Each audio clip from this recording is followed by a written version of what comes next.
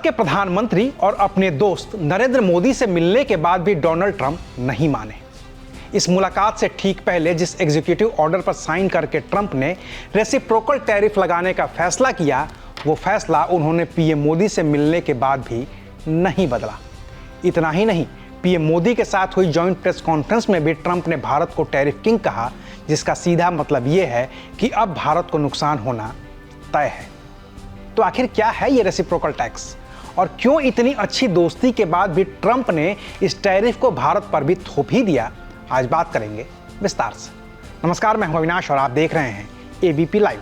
Trump ने reciprocal tariff लगाने के लिए जिस एग्जीक्यूटिव ऑर्डर पर सिग्नेचर किए हैं, उसका असर न सिर्फ भारत पर पड़ेगा बल्कि इसका सीधा असर दुनिया के हर उस देश पर पड़ेगा जो अमेरिका के साथ कारोबार करते हैं। इस रेसिप्रोकल टैरिफ का सीधा मतलब यह है कि जो भी देश अमेरिका पर जितना टैक्स लगाता है, अमेरिका भी अब उतना ही टैक्स लगाएगा।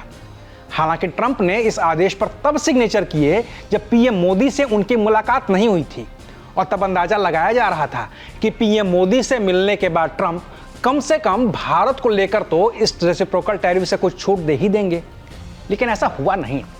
ट्रंप से पीएम मोदी की मुलाकात हुई, कई मुद्दों पर बात हुई और अच्छी बात हुई, जिनमें आतंकी तहव्वुर राणा को भारत को सौंपने से लेकर F-35 फाइटर जेट तक की डील हुई है। My administration has approved the extradition of one of the plotters and one of the very evil people of the world, and having to do with the horrific 2008 Mumbai terrorist attack, to face justice in India. So he's going to be going back to India to face justice. लेकिन इस tariff को लेकर PM Modi Trump को राजी नहीं कर पाए और जॉइंट प्रेस कॉन्फ्रेंस में भी ट्रंप ने भारत के टैरिफ को लेकर सवाल उठा दिए। It's very hard to sell into India because they have trade barriers, very strong tariffs.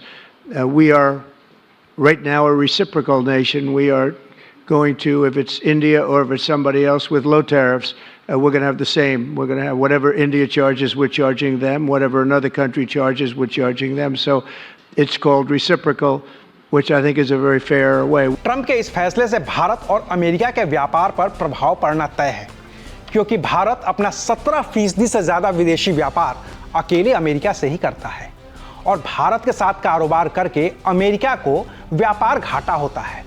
मतलब यह है कि अमेरिका भारत को जितना सामान बेचता है, उससे कई गुना ज्यादा सामान अमेरिका भारत से खरीदता है। अगर आंकड़ों से समझें तो office of the United states trade representative का एक डाटा कहता है कि साल 2022 में भारत और अमेरिका के बीच का कुल कारोबार करीब 191.8 बिलियन डॉलर का था। इसमें अमेरिका का एक्सपोर्ट, यानी कि अमेरिका ने भारत को जो सामान बेचा था, उसकी कीमत 73 बिलियन डॉलर की थी, जबकि अमेरिका ने भारत से जो सामान खरीदा था उसकी कीमत 118.8 बिलियन डॉलर थी। अब अमेरिका भारत से खरीदता क्या है? तो वो हमसे सबसे ज़्यादा फल और सब्जियां खरीदता है, चावल भी खरीदता है। ऐसे में ट्रंप के रेसिप्रोकल टैरिफ की वजह से भारत से भेजा गया फल, सब्जी और चावल अमेरिका में महंगा हो जाएगा और तब अमेरिकी लोग इन भारतीय उत्पादों को खरीदना कम कर देंगे। ऐसे में भारत का नुकसान तय है। बाकी उम्मीद तो ये भी थी कि अमेरिका में रह रहे अवैध अप्रवासी भारतीयों को लेकर भी पीएम मोदी और डोनाल्ड ट्रंप के बीच कुछ बात बन सकती है और बीच का रास्ता निकल सकता है।